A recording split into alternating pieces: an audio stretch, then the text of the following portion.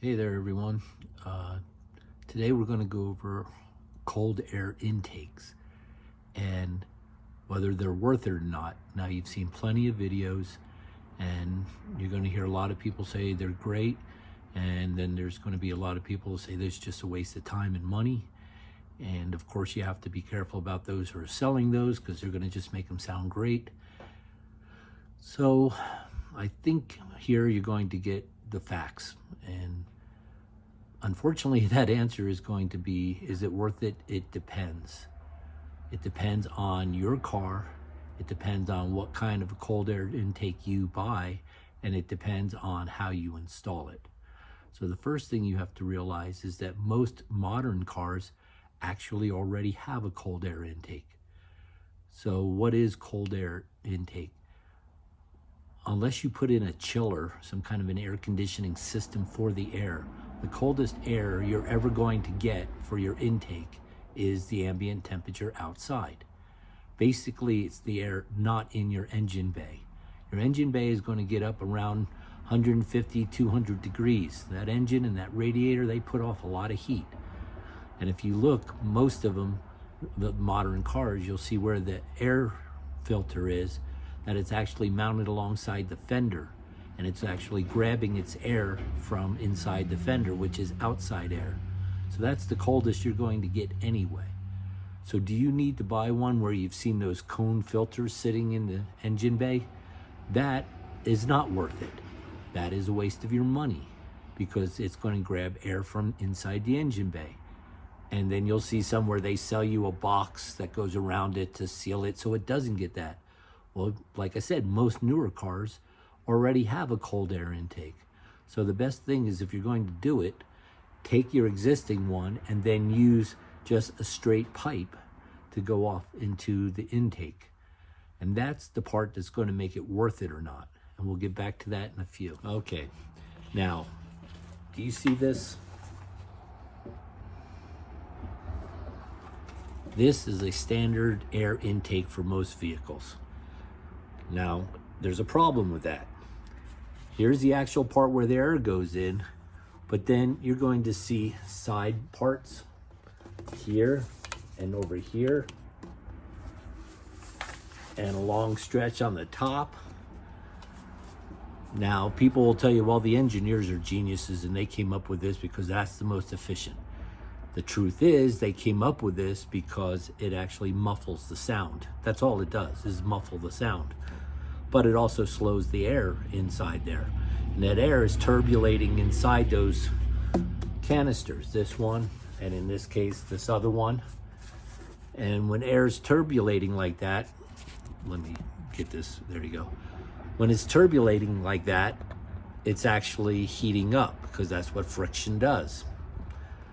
When you have friction, it gets warmer.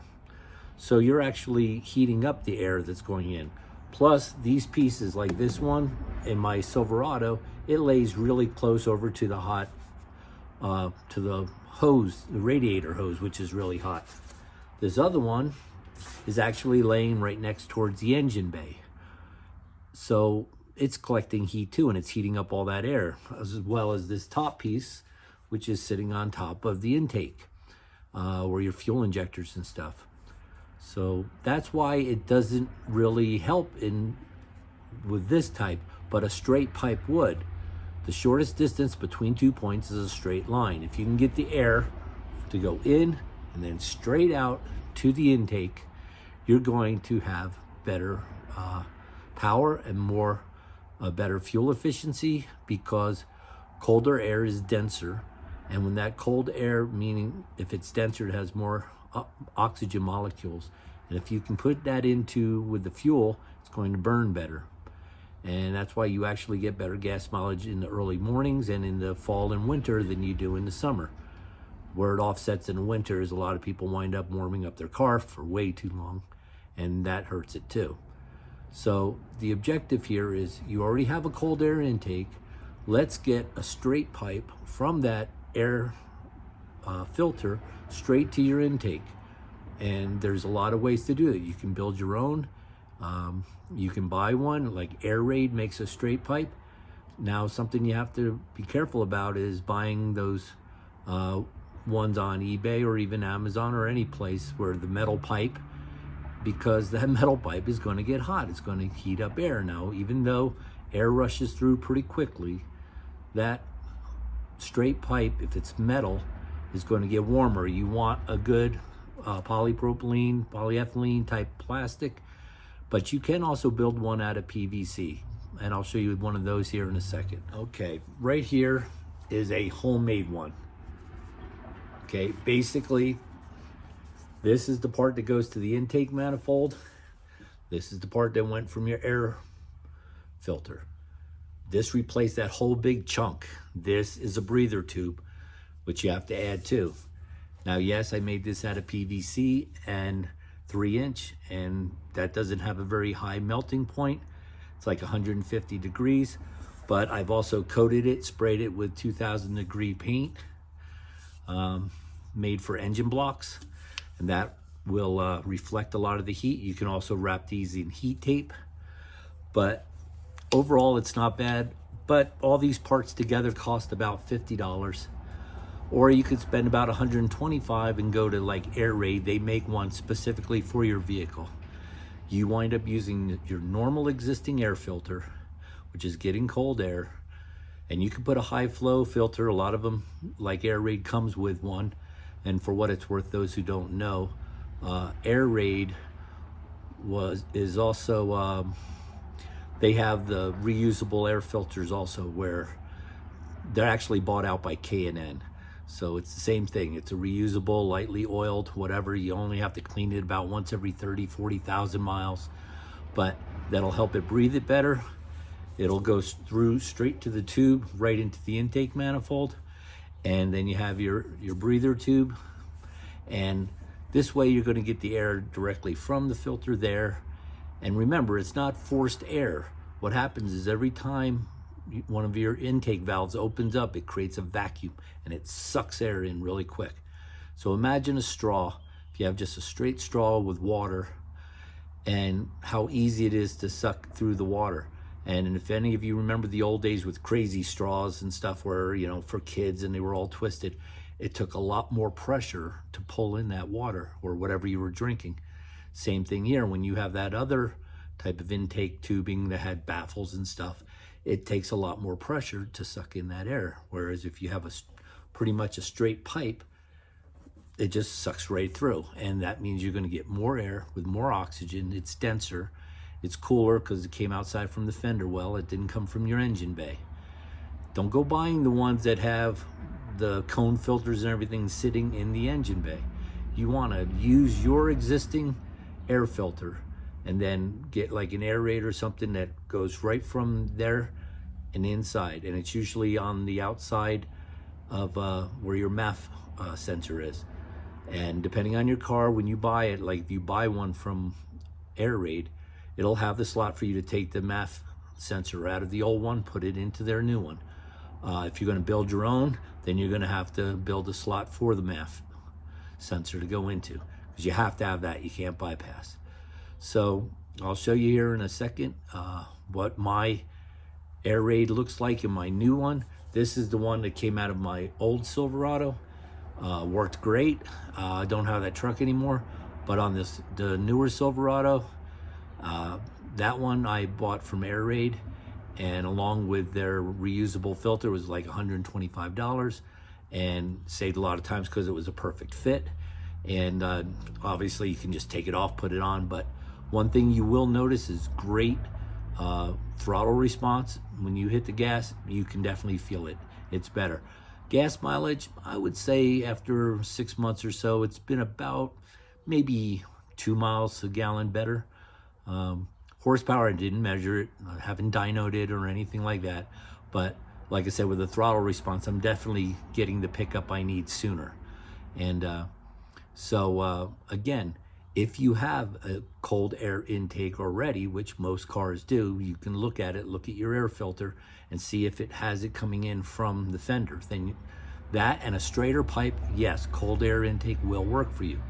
If you, any of you remember back in the old days, 60s to 70s, up on your carburetor, you just had a round cylinder air filter, and it took all that air it breathed into the carburetor from around the engine bay. It was hot air. Over time, they realized, hey, you know, if we give it colder air, it'll work better. So then you saw some of those, but it had a cone snorkel going out towards the front of the fender. Front of the grill. That was good too, but then they realized, well, on really rainy days when you're driving, or if there's water being splashed up in front of you, it's actually sucking water into your air filter. And then when your air filter gets wet, it's going to actually be drawing water into your carburetor or into your intake manifold if it's a fuel injector. So they realized that wasn't good. But over time, they got smart and they started putting your air intake to the side where the filter is, to your fender. This way, that was all outside air coming up around where your tires are and stuff, and it's pulling in colder, as cold as it can be, the outside air. But even at 100 degrees outside, that's still half the temperature of your engine bay. So again, have an outside air filter that's going to your fender. That is cold air. Have a straight pipe like this of some kind, this or an air raid, and I'll show you the air raid in a second, and then it will work. But if you have any kind of a cone filter in the car, in the engine bay at all, it's not going to work. It's a waste of your money. It's probably going to do worse. Because you're going to be putting in hotter air. And if you have to do with that kind, maybe your air filter already is inside the bay, then you need to build a box and channel the air so it can come in from outside the car. You don't want to get it in from the inside the engine bay. You want that air to come from outside that engine bay. So I'll get one more take on it, show you the air raid, and then we'll call it. Okay, I'm back. Now this is my traditional Silverado air filter box, and up against the wall, don't mind the tape, I had a little rip and I just taped it. But anyway, the inlet to that is coming from inside the fender well, which is grabbing the cold air. So you already have cold air intake. That part here, that's your MAF sensor for this car. It could be in a lot of places. And you remember that other intake tube I showed you? Unfortunately, that's the one where part of it sat down here next to the hose. The other one was down deep inside the engine by the block, those baffles. Well, here's the air raid. Straight pipe, that's it. And there's the breather tube that I had on the other one. I just connected it there. It comes with all the parts. And this one actually came with a new filter, one of the oiled filters, basically a K&N, same company, except half the price. So for $125, you leave from here over, you leave it alone. All you did here was disconnect with a hose clamp, and you hooked it up here, and you hooked it up here. That's it. 125 to 150, depends on where you get it, when you buy it, whatever. And even if this gets warm, but it doesn't get as warm as the other one did, because the other one was, you know, collecting heat from everywhere. But that air is being pulled in directly. As soon as those valves open up, it's sucking it. So that's the straightest point. So yes, in this case, a cold air intake will work. But if you have the kind where you've seen them where cone filters just sitting here or over here somewhere, and it's not grabbing the air from outside, it's grabbing the air from here in the engine bay, that will not work. Okay, you're just wasting your money. You're spending a lot of money for nothing. Anyway, I hope this all helps. Remember, subscribe to the channel if you can, put a like on there, recommend to your friends, and check out all my other videos on welding, on plasma cutting, Silverado stuff, ham radio stuff, all sorts of stuff. Anyway, have a great day. We'll catch you later.